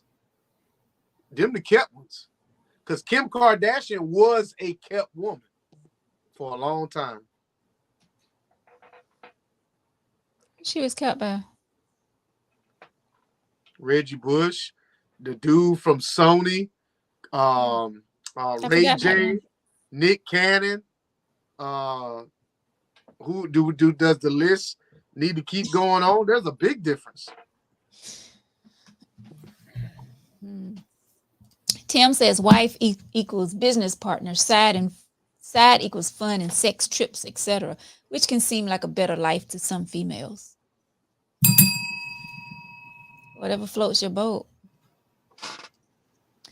John says, of course the side piece knows the wife. It's the wife's homegirl. Judge your mama, your mammy.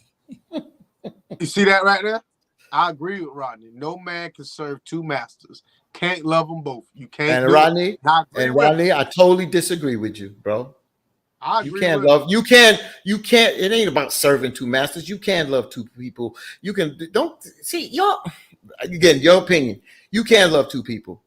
Stop that. You can't love two people. Don't tell where y'all get that crap from. You can't fall in love with two people. What y'all act like we were born into be monogamous. Where did that crap come from? That's a Western mentality. That's a Western rule. Can I ask you this? You ever loved anybody? You asked me the same as you love your mother? Hell no. That's a different type of love, bro. Well, you get one mother. I didn't get one love. You know it's a different type of love. But that don't mean I couldn't love my that don't mean I couldn't love my if I was adopted. That didn't mean I didn't love my adopted mother. Did you? I never had an adopted mother. I only had one mother. Don't speak on that. You can't speak on that. Well, that's what I'm saying. But don't make statements that if you never did something, don't say what you can't do, because if you never did it, don't mean somebody can't love two people. You can't speak on something you never done before. But then don't tell other people they can't do it. If I haven't done something, don't mean other people can't do it. I will never say because I haven't done it, don't mean you can't do it. So you've romantically fully love two women at the same time? No, I'm not answering that. That's a personal question. I'm not answering. So, have you loved? You know why I ain't answering that? Anyone as much as your mother? On that level, no. I love my mother. I love my father. No. Or your father. I love my mother and I love my father. So you didn't love your grandmother as much as you loved your mother, or vice versa? No, but I still love my grandmother though. But their love was different, right? That's right. Okay, then. The love you have for your wife and your love for your little side piece may not be different. The same, but it still could be love. So you can't sit there and say, I can't love two women, because it's different degrees of love. Why can you sit there and say, I love my wife, but I also love this woman too? That's love, dude. You can't sit there and put a degree on love and say, because I love my mother, that's the only love I have for people. No. What I'm saying is, the love you have for your wife and the love you have for this woman over here. Right. You're saying it can be the same. I never said that. Can it be the same? It can, dude. You're asking me something that is so hypothetical. I think because you can't sit there and tell. Yeah, because you can't sit there and say I love this woman, I love that woman because I married her and I love this woman. You can't sit there and say that. You can't tell a woman that she don't love her man and her ex-man. You can't sit there and say that. I don't. That's not the same love. Crazy ass scenarios all night long, and But what are you trying to prove when I say you can love two people? What are you trying to prove when I say you can love two people? What I'm saying is exactly what my dog, what my dog Ron is saying. So you shortchange one, be it the side chick or kept woman. You don't love. You can't. I don't think you can love two people, man. But okay. So even not the same, right? So okay, even if you say that, why, Rodney, are you saying you shortchanging that if they know their role? If that wife don't know about the side chick and she is being loved by her husband, and then the side chick is still being loved by this man, and she knows her position, what's the problem? How is she being shortchanged? She knows she's not the wife. So how is she being shortchanged if she knows she's not the wife and she's accepting her role? Scenario, and I get it. So basically, I asked you, did you love any other woman like you love your mother? You told me no. Right. I asked you, did you love any other man like you love your father? You told me no. So basically, there was in no competition. Now, you had relationships with women the same age as your mother that you might have loved and you might have done things, but there was no comparison to your mother and the love you have for other men out there. You know, I know what you mean. All gay shit aside. I know what you mean, bro. I ain't going there. I got you. So basically what I'm saying is that you can't love two people the damn same.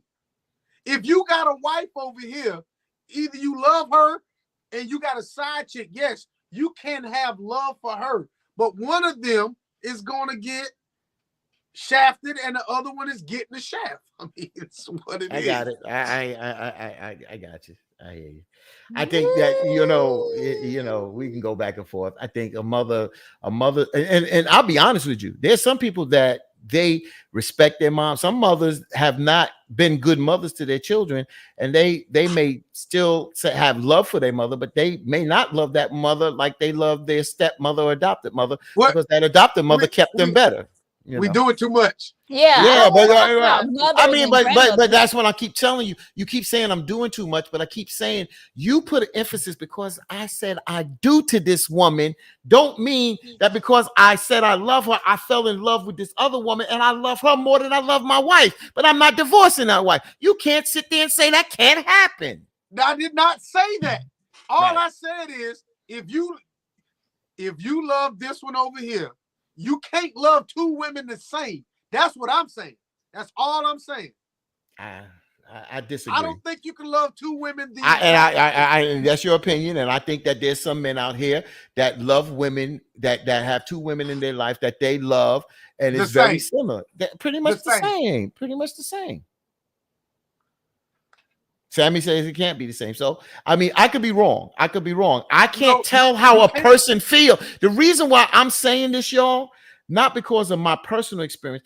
I can't tell you how another person feel. A man, since we're talking about a man loving a woman, I can't tell you what's in a man's heart. I can't tell you that a man can't love two women the same because I don't know that. So how am I going to sit there and say that can't happen? Who are we to say that can't happen? Maybe we haven't done it. But you know what? I feel a certain type of way because when me and you was going back and forth, you say it can't be the same. You was hard down arguing. As soon as Mr. Sammy said it can't be the same, you damn back up. And no, I didn't back up. I just said, who are you to say that a man can't love a woman the same? I never backed up. Where did I back up from? I just said what Mr. Sammy said, but I didn't back up because you can't tell me what a man feels for two women. You can't tell me that you can't tell me on this earth that a man has never loved two women the same. Y'all can't sit there and say that. I can't sit here and say that. You're right, Fatim. You are 10,000% right. I cannot sit here and tell you how anybody else feels. That's all I'm saying. White. That's right. That's right. right. So I can only speak on how I feel. I can only give my perspective. So if I sit here saying a man can't love two women, that's because I can't love two women the same. Gotcha. I understand. I love this. This is a great conversation tonight. I think this is a good conversation. It's good. Laura says, I love all my beautiful men, but I agree with sticking with one. Love for one is not same as love for other. I will keep that in mind. You're so right. Who's right? Me? That is not the same. Yeah. Alicia, on the other hand. I love this. We just. Alicia, God, y'all back on Alicia. I have nephews that has two wives, and he loves both of them. He says the same. Two wives. Where is he from? I keep telling y'all, there's people in America that may not legally have two wives, but they live in that meaning because in here it's bigamy because of the law in America. But there's people that come from different countries that got more than one wife, and their foundation is not what we're not. They're not Westernized. We think Westernized. Everybody don't think the same and live the same. They just don't. That's because we're trying to make it to the pearly gates of heaven. Yeah, the pearly gates in heaven. Then let people that was polygamous in there. You want to talk about that? Do you want to go to the Bible? Do you want to go to the Bible? Natasha says you can love two people, but not in love with two people. Each person offers a different quality. Offer different qualities. Tracy says, well, do you think the woman loved the man? The other man. Don't know. It depends.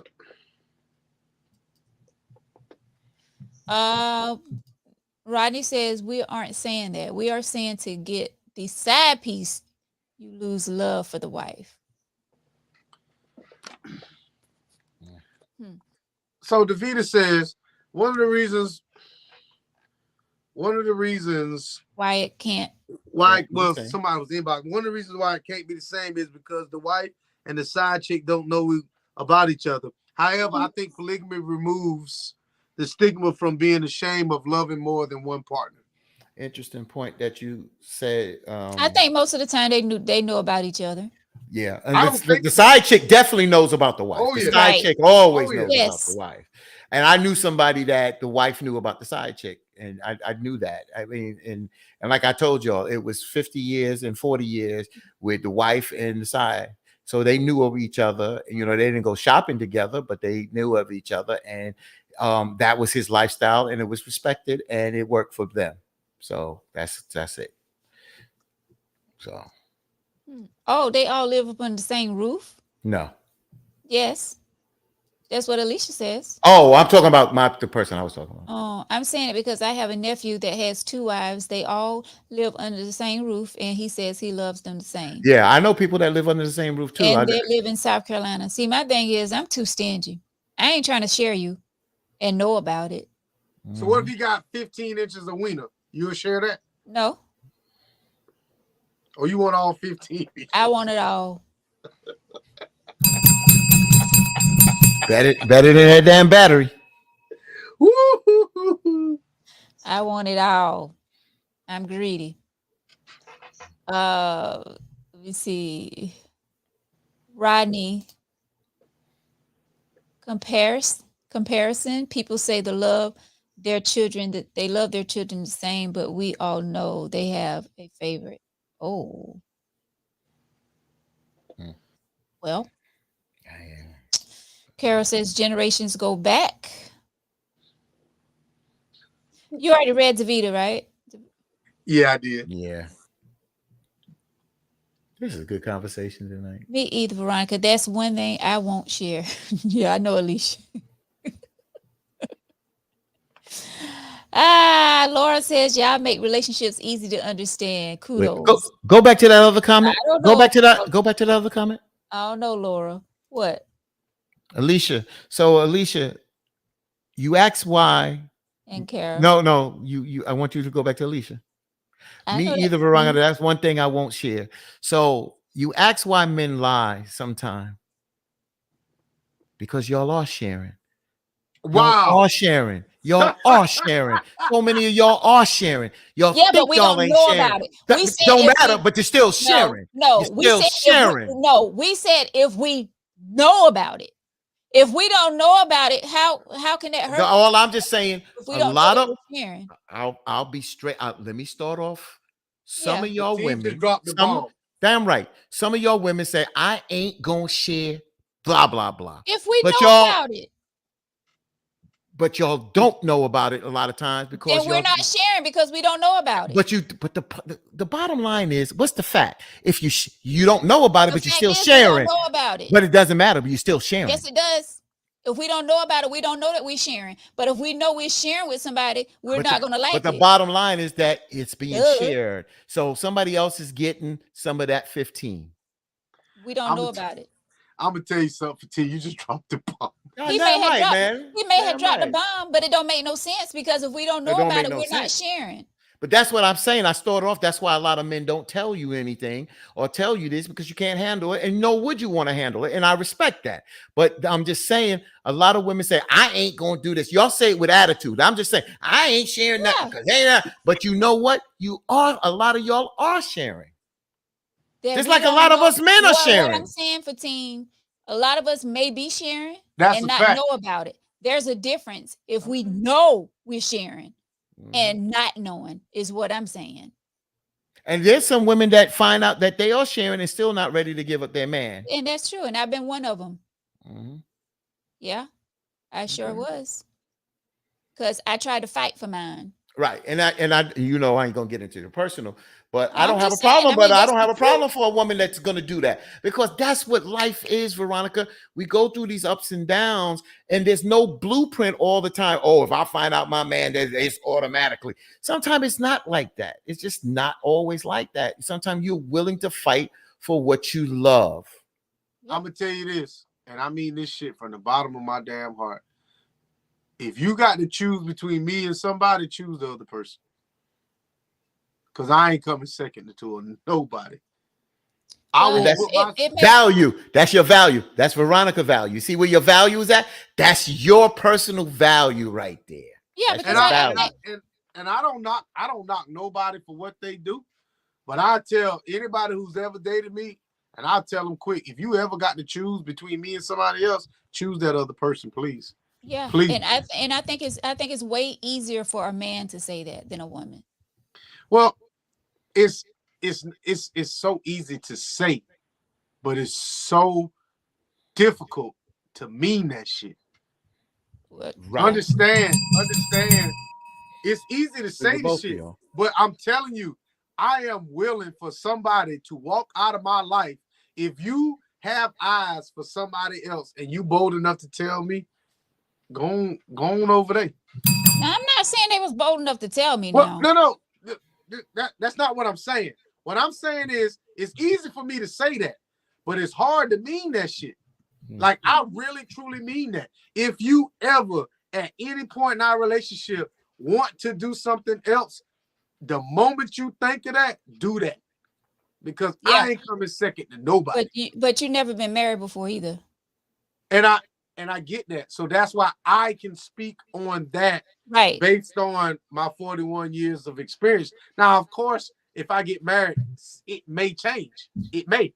Exactly. It may change. It's a totally different thing when you're talking about boyfriend, girlfriend, and husband and wife. Like, you definitely try to fight for your marriage. But this is the thing, though. I'm not fighting for shit that you disrespect. And I mean that. So if we come into something together, and this is just me outside of looking in, we got all this stuff together, and you willing to risk all that, why should I stay? Because basically, we came together in front of God and everybody, and basically you told me and God that this coochie over here was more important than I was. Carol says men have the upper hand in this ratio, and we've talked about this on past shows about the ratio of available free women compared to available free men out there, and there's numerous reasons why. There's tend to be more women. You got men on other issues and marriage, homosexuality, and this, that, and the other. So you're right when it comes to the ratio, and a lot of men play into this ratio. There was a college where it was a group of students, and the men on campus played into that ratio, or even on the college campus, and they were dating women. And if the woman wanted them to make a commitment, they was like, "Are we not making no commitment?" And they didn't be bothered because they could jump from woman to woman. So that's why a lot of women, some women try to empower themselves and say, "We got to stick together," but then other women be like, "I ain't sticking together. I'm gonna go out there for me. You got to do you." So I do what you said. Understand what sister's saying. Jason says, and this is very true, Jason. Men are a lot. Go ahead, Veronica. Men are a lot less forgiving. You cheat, he can have you. Not sharing a box with nobody. Exactly. That's it. That is it right there. I'm and Patricia says, a lot that runs through a man's mind. Why is that? Nah. Why is that, Patricia? Because from my perspective, I'll let Victor go right behind me, because a lot of us men look at your women as possession. And once our possession is tainted, it's no good no more. So that's why we do that. Now go ahead, Victor. You know why, Patricia? It's 10:04. I got to go to work in the morning. I ain't got time to answer that damn question. Oh man. No, we rolling tonight, boy. I didn't even know it was 10 o'clock, to be honest. Yeah, I looked at it, was 10:05 almost. And right now, Victor, another. What you were saying? Y'all can go all night. I'll just go ahead and slightly sign off. But the thing is that there's so many different things that that go into the thing of that when it comes to men. To sexually, let's say sexually, with women will say, well, she can't do this and she can't do this. But with men, there's so many different factors that come into play when you cheat that I feel like the playing field is uneven. Because see, when a woman cheats, y'all really have the upper hand because you can really make a man feel so less of a person. But I feel like if a man can't never make a woman feel lesser than the other way, I just don't think that's possible. I really don't. Because there's so many things y'all can say to hit a man's ego. But I am a man, so I know what would be devastating to me if a woman was to tell me. Yeah, like your little small. She can That have that I ain't little. worried about that. I ain't worried about that. That ain't devastating. I mean, the Lord gave me what He gave me. So I really don't give a shit about that. But what I'm saying is, you know, there are things that you can say to a man that'll hit him so low, he liable to fucking kill you. Yeah. Oh, Wow. And But I just want that's the truth. There's certain trigger words and trigger phrases that you can tell a man he liable to fucking kill you, right? I'm talking about the most docile man in the world liable to fucking shoot you in your damn chest. oh my Right gosh, don't say but that. I don't think a man can say something that low down to a woman to make her do that, act that violently towards him on the spot. She may have to think about it, but on the spot, yeah, a man, it's certain shit you can tell a man, he'll damn shoot the shit out of you. Yeah, that's true, Victor. I just want to respond to Lisa before we log off. She said we Yeah. need a tangy tea after dark. And the reason why we've been saying we need a tangy tea, not because of just me, Veronica, and Victor. I think we need to bring on some of these people that are in these polygamous relationships. The things that we talk about, that there are people out there that do this, that have these, these kind of things that we're talking about. We need to hear from them. And we really need to hear from them, because until you hear from them, that if you didn't live that lifestyle, sometimes you just don't believe it until you hear from people that do live that lifestyle. Well, one on here tonight. You want to share a story? Nope. I ain't got no story to share.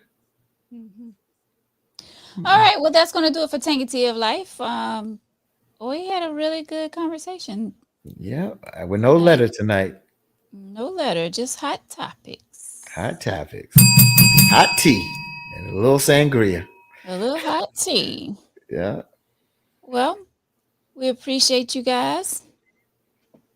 Hour and 56 minutes. Jesus Christ. We've been rolling tonight. Yeah.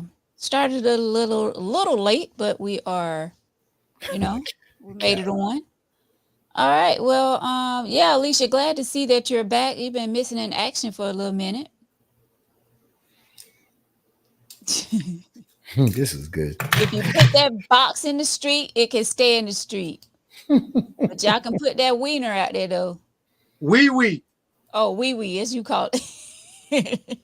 There's a big difference. All right, y'all. Well, thank y'all so much for watching the tea tonight. We appreciate y'all so much. Tuesday nights. We'll be back to Thursdays.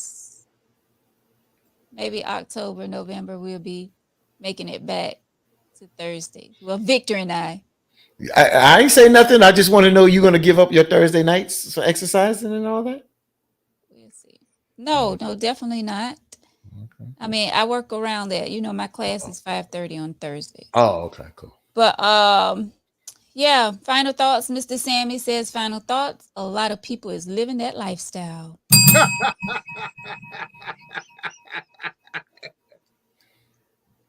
Yes, indeed.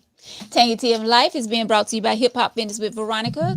Wednesday nights, 7 p.m. Saturday mornings, 9 a.m. Big Area Gym in Darlington, $5 a class. Come out, have fun with us, sweat, and drop those pounds. We get it in. And we hope you would join us one Wednesday night, one Saturday morning. Brother Fatine, all the way WBLS radio station, New York. My brother Victor, damn it, boy, White. Thank y'all so much for sitting in tonight, of course. Appreciate you guys. And I appreciate each and every one of you for leaving all your comments. We appreciate you so much. And Jason, you will not see Vic tomorrow. I'm on shift this week, man. I'm on shift, so next week. Next week. Next week, I'm there. I can't do it this week. I don't get off to 7:15 every day. Tasha, good to see you back. You've been missing in action for a little minute as well. Karen, all of you, thank y'all so much. Kara, Mr. Sammy, all of y'all, John, all of you, thank y'all so much for your comments. We have some new ones in here tonight. Laura, I think is new. I don't remember seeing Laura in the comment section, but glad to have you tonight, and all of you. I didn't mean to call any names because I know I'm going to miss a lot of people. But thank y'all for joining us tonight. We appreciate y'all so much. God willing, we'll be back next Tuesday, 8 p.m. with some more Tangy Tea. Hopefully next week we plan on having a guest, so make sure y'all join us for that. It's going to be a hot show. And yeah, have a great night. Have a great rest of your week, and a great weekend. We getting it in this weekend, right?